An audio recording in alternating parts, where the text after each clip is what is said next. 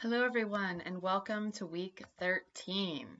All right, this week we are nearing the end of making the parts of our research paper.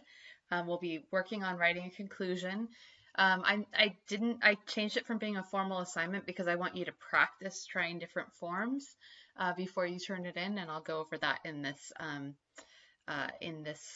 lecture. And also, we're going to be working again on integrating quotes. This is something a lot of you are having a lot of difficulties with, and I just want to make sure you know how to do it. So please make sure if you have questions that you reach out to me. Finally, we're going to be reading a few more chapters and whose names are unknown. We'll be reading up to chapter 35, which is page 181. So this is the week that we're going to be working on conclusions and flow. Next week, you're going to be putting this all together, and your draft will be due, and you're going to need to meet with me. So start thinking about times that'll work for you. I will be very flexible. I know everyone has crazy schedules, and I just need to work with you one-on-one, preferably not on the first day of the week on Tuesday, but on Thursday or Friday over the weekend, or Monday or Tuesday, Monday, Tuesday. I can meet with you on any of those days, okay? You'll get feedback from me, and you'll be expected to revise your paper and turn it in for a self-review, and then you'll be doing a peer review, and then you'll also be doing a self-review. And then the next week, you're going to be turning in your final draft. The only other thing we're doing in this class besides finishing our modules or online modules is writing a final on whose names are unknown. Just a review again, this is your research paper, the basic structure. We're going to be working on the bubble that says conclusion, where you're going to restate all the main points that you've made in your paper. You're going to restate the evidence that you've used to prove your points. And then you're going to end by reinforcing your message and sharing your final thoughts on the topic. But you're not going to use words like I believe and I feel, okay? The conclusions are really the final stage of your writing journey, and they should signal to your reader that the essay is complete, and they should leave the reader with a single clear idea or argument. Conclusions restate the main point, and they review the key arguments that are found in the body paragraphs. Your conclusion should be engaging, powerful, and it should be audience appropriate.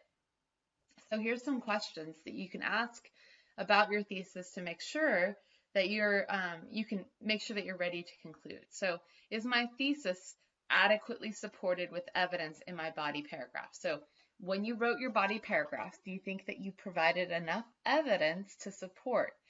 If no, then you need to go back and work on your body paragraphs and revise them until you can reasonably say that readers will be totally informed and convinced by the information that you're providing. If yes, then if you don't have any more supporting details to share, then you've clearly argued your thesis and you have anticipated any opposing viewpoints, like counter arguments. If you've done so, then you are ready to wrap up your essay. So when you're wrapping up your essay, what do you want your reader to be thinking or feeling? You don't want your reader to be confused or unsure. And you don't want to be unsure what your reader is feeling. Like, you should know what the reader is going to feel towards the end. Your reader should be able to follow your reasoning very clearly throughout your body paragraphs. And they should know by the end what your main takeaway is. What is your paper about? What do you want them to learn? And then what matters most to your reader? So if you haven't made your reader care about your message, then you need to revise your paper, okay? If your audience doesn't care about your topic, they won't care about your conclusion.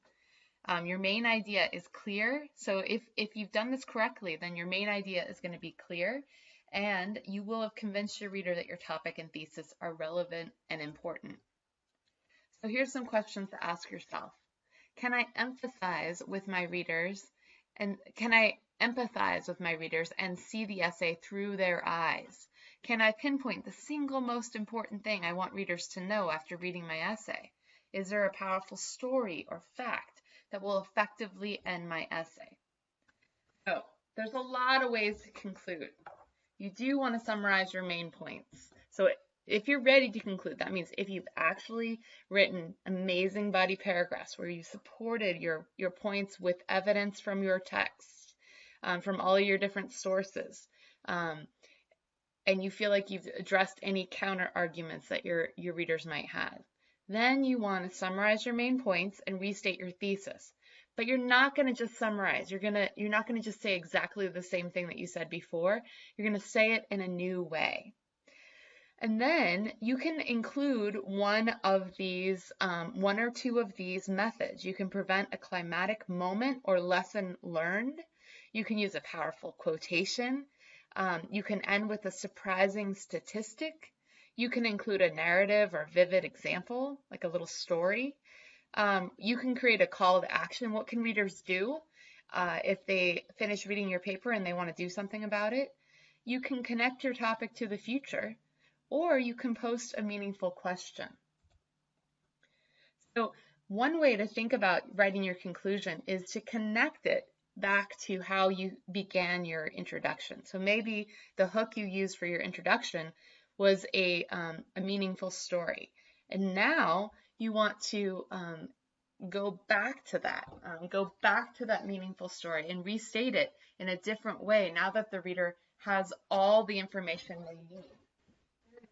More information about how to draft. We've been referring to this chapter for past couple of weeks.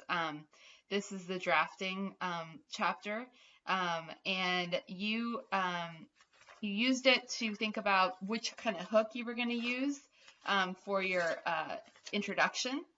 Now what we're going to do is we're going to think about what kind of conclusions we want to use. And for your research journal, I want you to try out each of these. So that means you're going to think of an example. Of each of these. So for your topic, you're going to find a way to present a climatic moment or lesson learned. And if you want to, look at the pages 244 to 246.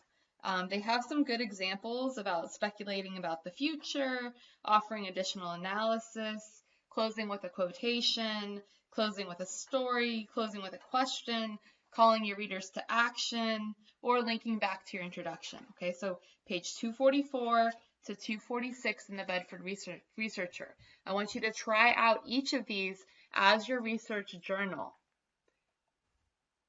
So second to finally, we will be reading up to page 181 in Whose Names Are Unknown. You will be assigned chapters. I'll be posting those assignments tomorrow. Just like last time, you'll be posting your own post by Saturday and responding to your peers' posts by Monday. You guys are doing a great job with this. Keep up the good work. Finally, we are going to work more on integrating quotations. We want to reinforce the principles of attribution and citation, so how you integrate all this amazing research you found into your paper. You're going to read parts of chapter 6 and 15. Then you're going to read a page on attribution and citation. You'll watch a video, in-text parenthetical citations, and then you'll read the Al Purdue page on MLA in-text citations, so review on that. And then you'll take the research quiz, which is due May 4th. All right, guys, that's it for this week. It's a short lecture. Get to work on those conclusions. As always, I'm available to answer questions. If you have any, just shoot me an email. Otherwise, I will see you guys online.